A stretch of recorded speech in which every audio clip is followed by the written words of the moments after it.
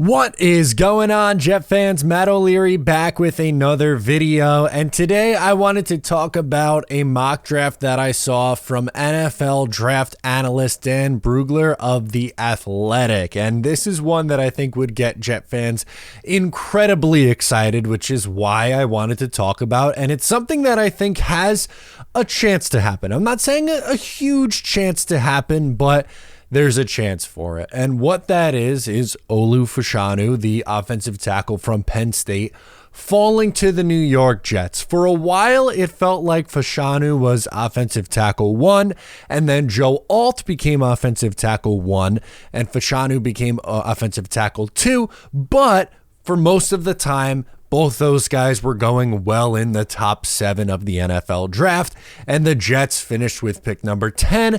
So it felt like they would not land either of those two guys, and instead, if they wanted an offensive tackle, would have to settle for a Talisi Fuaga or a J.C. Latham out of Alabama. Well, under this scenario, Olu Fashanu is there for the New York Jets at pick 10. And for those who say, there's no way that's going to happen, we'll go through, we'll talk about how it happened in this mock draft. There is a path for it to happen. Again, I would bet, or if I was the one making the draft choices for the teams ahead of the New York Jets, I would have both Joe Alt and Olu Fashanu, off the board by the time the Jets are picking at pick number 10. But there is a world where it can happen. So what I wanted to do is talk about just that. So in this mock draft, Caleb Williams goes number 1 overall to the Chicago Bears. That is not a surprise in any sense of the imagination. Drake May goes number 2 overall. Quarterback 1-2, Caleb, Drake May, whichever one's your guy, you take. The New England Patriots go Marvin Harrison Jr. at pick number 3. Okay. Malik Neighbors off the board for the Arizona Cardinals. I don't think they are someone who goes offensive tackle. They just spent a top 10 pick on offensive tackle last year when they took Paris Johnson that high. They will be sticking with Kyler Murray, which is fine. I think that makes total sense. And I do think they go offense, but I agree. I think it's wide receiver. In my prediction, I think the Patriots end up going with a quarterback, but who knows? Maybe they get a quarterback like a Russell Wilson or Kirk Cousins or whoever in free agency and instead go wide receiver. Brock Bowers, 5 overall. Brock Bowers is talented enough to go in the top 10, and I think the Chargers make a lot of sense because they have a bunch of older playmakers, and let's be real, they could use more weapons for Justin Fields, so I'm good with that.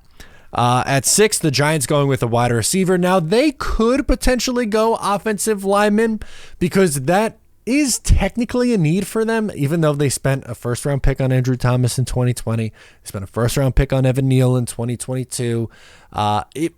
In my opinion, feels like overkill for the Giants to go back to that position when wide receiver is also a really big need for this team. So there is absolutely a world where wide receiver is the pick for the New York Giants. Pick number 7, Tennessee, Joe Alt, offensive tackle. This is the first offensive tackle off the board in this mock draft. To me, the Titans at pick 7 feel like an obvious choice for offensive line. Yes, they took Peter Skoronski last year. They've played him at guard. He's probably best suited for guard.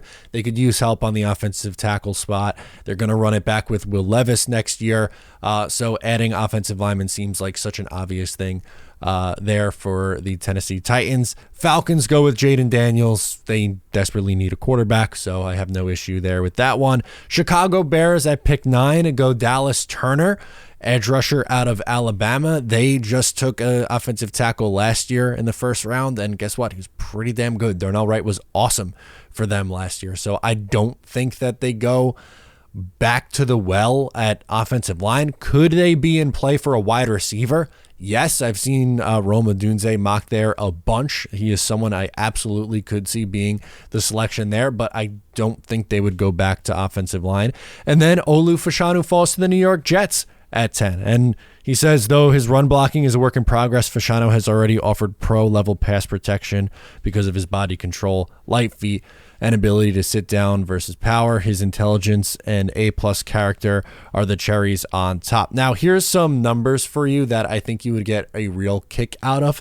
Olu Fashanu's been a starter at Penn State for the last 2 years. He's allowed 0 sacks. no sacks. He has not allowed a single sack in his college tenure. Sign me up for that. Elite level pass pro, and only 4 penalties in his 2 years as a starter. That is, again, huge for me when it comes to Fashanu and really any offensive lineman, because penalties have been a major issue, and he's a baby. He just turned 21 years old in December, so he will play most of next year as a 21-year-old. So while some people are concerned about the run blocking, I'm not, because I think that's something he can get better at.